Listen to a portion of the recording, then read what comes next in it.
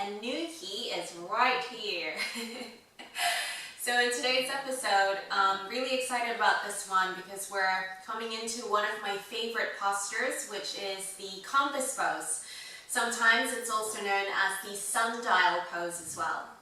So this is a very challenging seated posture that requires a lot of flexibility in our hamstrings, the shoulders, as well as your side body, as you'll see. So let's come and meet on the mat, everyone. Here we go. So the first pose that I recommend is a swaying palm tree pose. You can interlace your hands into Kali Mudra, so crisscross thumbs and all fingers except your index finger, and just sway your body from right to left. Here you're going to feel a deep opening through your side body. The next pose is Skandasana. You can be at high, medium, or low setting. Feel free to use your hands or place the hands down onto the floor if you need a bit of support.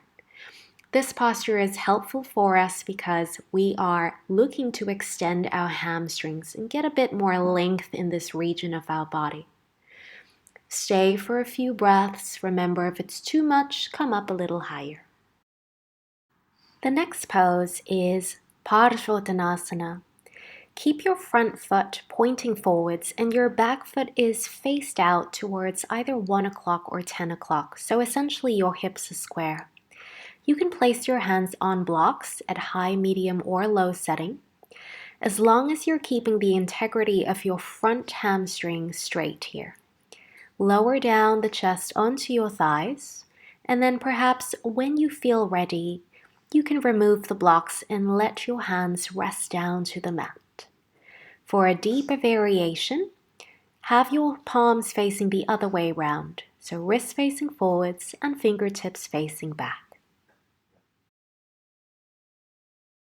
This pose is absolutely crucial to mastering the compass pose. Not only are we getting hamstring stretch, but we are also working our side body. If you think about it, the fact that we are reaching our top arm across towards the foot, we are heading in the same direction of what our body would be doing in a full compass pose. When you are here, think about leaning your shoulder back so you are looking up rather than collapsing your chest forwards. You can also start to look at taking a bind where you wrap the bottom arm, hands across the hips. If you're finding it difficult to reach your foot, a good way of practicing this pose is to use a strap to aid you into mastering this posture. This pose is very similar to the one that we did just before. However, the only difference is that our legs are split wide apart. Lean as far as you can for that beautiful side body stretch, and perhaps over time you may be able to grab hold of the foot. If you don't worry about it. You can also use a strap to help you wrap it around the foot and then hold on to the strap. Stay here for a few breaths. This transition is bound extended side angle, where you grab hold of the fingers behind you and then you extend your front hamstring and move into bound triangle. So you're going to bend the knee and then extend the leg. Remember, if you find difficulty reaching your fingers from behind, use a strap. So remember, it's not a wedgie bind. Your hands are directly behind your back rather than the glutes. This next pose is useful for opening up our hip region. It's the arches pose. So think about yourself pulling a bow, just about to shoot the arrow. Keep your spine upright and just wiggle the hamstring backwards and forwards. A good way to practice your sundial or compass pose is to use a strap. So in this case, loop the strap around your right foot and your left hand is holding onto the strap. Place your right hand on the floor and use your tricep to block the thigh. And then send your gaze underneath your left armpit. Maybe your knee has to bend first, that's okay. Over time, you should be able to extend it. When you feel ready for the full pose, stay for a few breaths, perhaps in this variation where you're opening up the hips. And then when you feel ready, you're going to take your left hand, holding on to the edge of the right foot.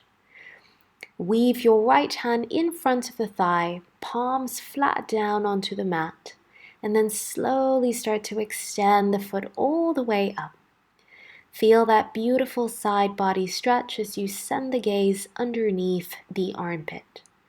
Such a beautiful pose, one of my favorites. Remember to take it nice and easy even when exiting the pose.